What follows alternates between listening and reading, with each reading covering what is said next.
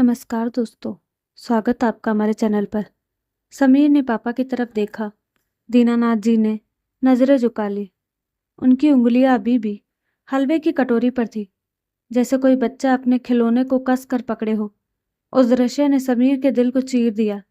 बुढ़ापा सिर्फ शरीर का कमजोर होना नहीं, बल्कि उम्मीदों का जिंदा रहना भी है। बेंगलोर की उस हाईटेक सोसाइटी के 8वीं मंजिल पर बने फ्लैट की घंटी बजाते हुए सुधा के हाथ कांप रहे थे। 3 साल पूरे पूरे 3 साल हो गए थे उसे अपने मायके आए हुए। पति की नौकरी दुबई में थी, इसलिए आना जाना मुश्किल ही होता था। लेकिन इस बार वीडियो कॉल पर पापा का चेहरा देखकर उससे रहा नहीं गया। वो चेहरा जो कभी घर की सबसे रोशन चीज हुआ करता था, अब बुझा बुझा सा लगने लगा था। दरवाजा खुला। सामने उसकी भाभी रितिका खड़ी थी। अरे सुधा दीदी आ गई आप। फ्लाइट लेट थी क्या? रितिका ने मुस्कुराते हुए स्वागत किया। पीछे भाई समीर भी आ गया। आजा गुड़िया, तूने तो बहुत इंतजार करवाया। घर अंदर से किसी 5 स्टार होटल जैसा चमक रहा था। हर चीज अपनी जगह पर, हर कोना सलीके से सजा हुआ। लेकिन सुधा की नजरें उस शख्स को ढूंढ रही थी जिसने उसे उंगली पकड़कर चलना सिखाया था। पापा कहाँ हैं? सुधा ने जूते उतारते हुए पूछा। अपने कमरे में है, शायद टीवी देख रहे होंगे, समीर ने लापरवाही से कहा और सुधा का बैग उठाने लगा। सुधा तेज कदमों से पापा के कमरे की ओर बढ़ी। दरवाजा आधा खुला था। अंदर एसी की ठंडी हवा और दवाइयों के एक हल्के गंध थी। उसके पापा दीनानाथ जी खिड़की के पास वाली आराम कुर्सी पर बैठे बाहर आसमान को घूर रहे थे। पापा, सुधा ने धीरे से पुकारा। दीनानाथ जी चौंके। चश्मा ठीक करते हुए उन्होंने मुड़कर देखा। सुधा, मेरी बिटिया। वे उठने की कोशिश करने लगे, लेकिन सुधा ने दौड़कर उन्हें गले लगा लिया। वह शरीर जो कभी पहलवान जैसा गठीला था, अब सिर्फ हड्डियों का ढांचा लग रहा था। आप इतने कमजोर कैसे हो गए पापा? सुधा की आंखों में आंसू आ गए। अरे कुछ नहीं बेटा, बुढ़ापा है, शरीर तो डलता ही है। पापा ने हंसने की कोशिश की, लेकिन वो हंसी उनकी आंखों तक नहीं पहुंची। रात के खाने का वक्त हुआ। डाइनिंग टेबल पर महंगी क्रोकरी सजी थी। रितिका ने सबके लिए पास्ता और गार्लिक ब्रेड बनाई थी, लेकिन पापा की थाली अलग थी।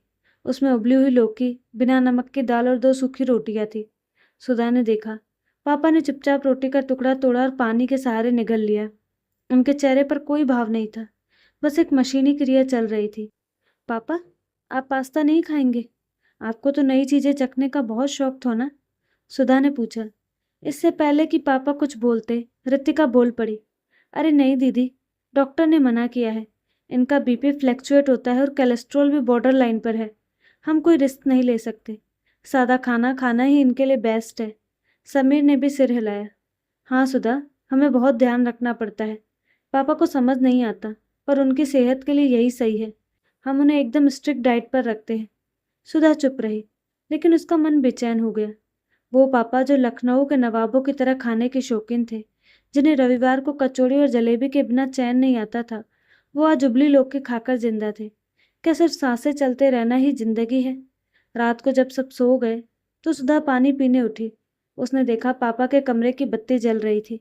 वो दबे पांव अंदर आई। पापा बिस्तर पर बैठे और पुरानी डायरी पलट रहे थे। नींद नहीं आ रही पापा? सुधा ने पास बैठकर पूछा। दीनानाथ जी ने डायरी बंद कर दी। नींद तो अब दवा खाने के बाद ही आती है बेटा, बस पुरानी यादें ताजे कर रहा था। सुधा ने डायरी देखी। उसमें माँ के हाथ की लिखी रेसिपीज थी। पापा सच बताइए। सुधा ने उनका हाथ अपने हाथ में लिया। आप खुश तो है ना यहाँ? दीनानाथ जी की आंखों में एक नमी तैर गई।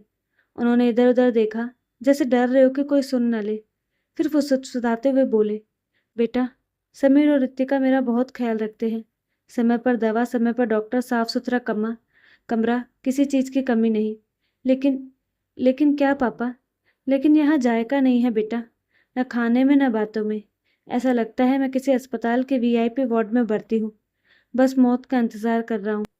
मेरा मन करता है कि बस एक बार बाजार वाली वो तीखी चाट खाऊं, या वो अदरक वाली कड़क मीठी चाय पी लूं। पर यहाँ तो चाय में भी चीनी नहीं मिलती, और बातों में भी मिठास की जगह सिर्फ हिदायतें मिलती हैं। ये मत करो, वो मत खाओ, वहां मत जाओ। सुधा का कलेजा मुंह को आ गया।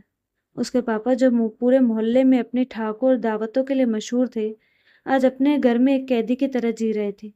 ये देखभाल नहीं थी, ये तो तिल तिल कर मारना हुआ। अगली सुबह रविवार था। समीर और रितिका को किसी ब्रंच पार्टी में जाना था। सुधा, हम दोपहर तक आ जाएंगे। मेड खाना खाना बना देगी। तुम बस पापा को समय पर दवाई दे देना, रितिका ने जाते हुए कहा। जैसे ही दरवाजा बंद हुआ, सुधा की आंखों में एक चमक आ गई। उसने मेड को मना कर दिया, आज खाना मैं बनाऊंगी। और सुनो, कोठी के पीछे वाले बगीचे में पुदीना और हरी मिर्च तोड़ लाओ। सुधा ने रसोई का मोर्चा संभाल लिया। आज उस मॉड्यूलर किचन में बरसों बाद हींग और जीरे का तड़का लगा। उसने आलू पूरी, कद्दू की खट्टी मीठी सब्जी और बूंदी का रायता बनाया, और सबसे खास गाजर का हलवा, जिसमें उसने जी भरकर घी और ड्राई फ्रूट्स डाले। खुशबू पूरे घर में फैल गई। दीनानाथ जी अपने कमरे से बाहर निकल आए। उनकी नाक फड़क रही थी। अरे, ये खुशबू! आज घर में क्या बन रहा है? उनकी आवाज में एक अजीब सा उत्साह था। सुधा ने डाइनिंग टेबल सजाई। पापा, आज डाइट चार्ट की छुट्टी। आज आपकी पसंद का खाना बना है। दीनानाथ जी ने थाली देखी तो उनकी आंखों में बच्चों जैसी चमक आ गई। पूरी और हलवा? पर बेटा, समीर आएगा तो? समीर को मैं देख लूंगी, आप पहले खाना खाइए। सुधा ने उन्हें कुर्सी पर बिठाया। पापा ने पहला निवाला लिया। उनकी आंखें बंद हो गई। एक गहरे सुकून की सांस उनके सीने से निकली। वे इतनी शिद्दत से खा रहे थे जैसे बरसों के भूखे हो। एक पूरी, फिर दूसरी, फिर तीसरी। उनके माथे पर पसीना आ गया था, लेकिन चेहरे पर जो लालिमा और मुस्कान थी, वो किसी भी मल्टीविटामिन गोली से नहीं आ सकती थी। वे अभी हलवा खा ही रहे थे कि दरवाजा खुला। समीर और रितिका वापस आ गए थे। घर में घुसते ही घी और मसालों की महक ने उनका स्वागत किया। ये क्या हो रहा है? रितिका की नज़र डाइनिंग टेबल पर पड़ी।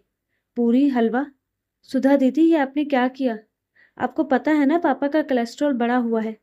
समीर भी नाराजगी से बोला। सुधा, तू क्या पागल हो गई है? हम इतनी मुश्किल से इनका डाइट मेंटेन करते हैं और तूने एक दिन में सब बिगाड़ दिया। पापा, आप भी ना बच्चों की तरह शुरू हो गए। लाइए प्लेट इधर। समीर ने पापा के हाथ से हलवे की कटोरी लेने के लिए हाथ बढ़ाया। हाथ हटाओ समीर। सुधा की आवाज़ इतनी तेज और सख्त थी कि समीर का हाथ हवा में ही रुक गया। दीदी, आप समझ नहीं रही हैं, रितिका बोलने लगी। मैं सब समझ रही हूँ रितिका। सुधा अपनी कुर्सी से खड़ी हो गई। मैं पिछले 24 घंटे से देख रही हूँ। तुम लोग पापा की सेहत बचा रहे हो या उन्हें जिंदा लाश बना रहे हो? ये कैसी बातें कर रही हो? समीर ने कहा। हम उनकी भलाई के लिए ही तो करते हैं। कैसी भलाई समीर? सुधा की आंखों में आंसू और गुस्सा दोनों थे। तुमने पापा की उम्र देखी है? 25 साल के हैं वो। इस उम्र में इंसान के पास जीने के लिए बचा ही क्या होता है? थोड़े से स्वाद और थोड़ी सी खुशी। तुम लोगों ने उनकी वो खुशी भी छीन ली। तुम चाहते हो कि वो 100 साल जिए, लेकिन ऐसे घुट घुट कर, उबली हुई लौकी खाकर और चार दीवारी में बंद रहकर। सुधा ने पापा की तरफ इशारा किया, जो अब सहम गए थे। देखो उनके चेहरे को। अभी जब वो खा रहे थे तो मैंने उनकी आंखों में वो चमक देखी जो पिछले 3 साल में वीडियो कॉल पर कभी नहीं देखी। तुम लोग उन्हें मेडिकल रिपोर्ट के हिसाब से चला रहे हो, इंसान के हिसाब से नहीं। अगर 2 पूरी खाने से उनका बीपी थोड़ा बढ़ भी गया तो क्या पहाड़ टूट जाएगा? लेकिन जो मन रोज मर रहा है उसका क्या? कमरे में सन्नाटा छा गया। समीर और रितिका अवाक रह गए। सुधा ने अपनी बात जारी रखी। परहेज जरूरी है, मैं मानती हूँ, लेकिन परहेज का मतलब सजा नहीं होता। तुम लोगों ने घर को अस्पताल बना दिया है। पापा को जीने का मन ही नहीं करता, वो बस दिन काट रहे हैं। क्या फायदा ऐसी लंबी उम्र का जिसमें शाम को चाय के साथ बिस्कुट डुबोने की आज़ादी ना हो? समीर ने पापा की तरफ देखा। दीनानाथ जी ने नजरें झुका ली। उनकी उंगलियां अभी भी हलवे की कटोरी पर थी, जैसे कोई बच्चा अपने खिलौने को कसकर पकड़े हो। उस दृश्य ने समीर के दिल को चीर दिया। उसे याद है कि कैसे बचपन में पापा उसे कंधे पर बिठाकर मेले ले जाते थे और खुद पैसे न होने पर भी उन्हें कुल्फी खिलाते थे।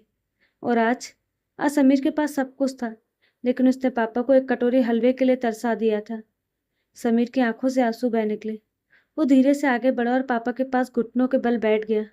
पापा, आपको आपको सच में इतना मन था ये सब खाने का? आपने कभी बताया क्यों नहीं? दीनानाथ जी ने कांपते हाथ से समीर के सिर पर हाथ फेरा। तुम लोग मेरी फिक्र करते हो बेटा, इसलिए कभी कुछ कहा नहीं। मुझे लगा मैं तुम लोगों पर बोझ न बन जाऊं। रितिका भी रो पड़ी। माफ कर दीजिए पापा जी, हमें लगा हम आपकी केयर कर रहे हैं। हमें अंदाजा ही नहीं था हम अनजाने में आप पर जुल्म कर रहे हैं। समीर ने हलवे की कटोरी उठाई और एक चम्मच भरकर पापा के मुंह के पास ले गया। खाइए पापा, आज कोई डाइट नहीं, और कल से हम डॉक्टर से पूछेंगे कि क्या चीज़ कितनी मात्रा में खा सकते हैं, लेकिन आपका खाना अब बेस्वाद नहीं होगा। दीनानाथ जी ने वो चम्मच मुंह में लिया। मीठा स्वाद उनकी जुबान पर घुला और साथ ही सालों की कड़वाहट भी धुल गई। उस शाम घर का माहौल बदल गया।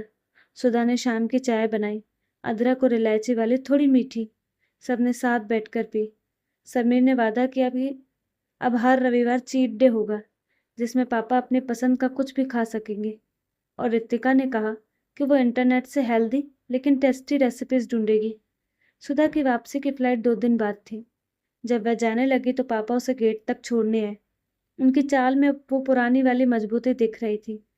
जा रही है पगली? पापा ने मुस्कुराते हुए कहा। हाँ पापा, पर अब जल्दी आऊंगी। और खबरदार जो आपने अपने मन की बात मन में रखी तो। सुधा ने हंसते हुए चेतावनी दी। समीर ने सुधा को गले लगाया। थैंक यू दीदी, तूने सही कहा था। हम सिर्फ उनकी सांसें गिन रहे थे, तूने उन्हें जिंदगी दे दी। कार में बैठते हुए सुधा ने पीछे मुड़कर देखा। पापा, समीर और ऋतिका हाथ हिला रहे थे। पापा के चेहरे पर अब वो बासीपन नहीं था, बल्कि एक ताजगी थी, जैसे मुरझाए हुए पौधे को अचानक पानी और धूप मिल गई हो।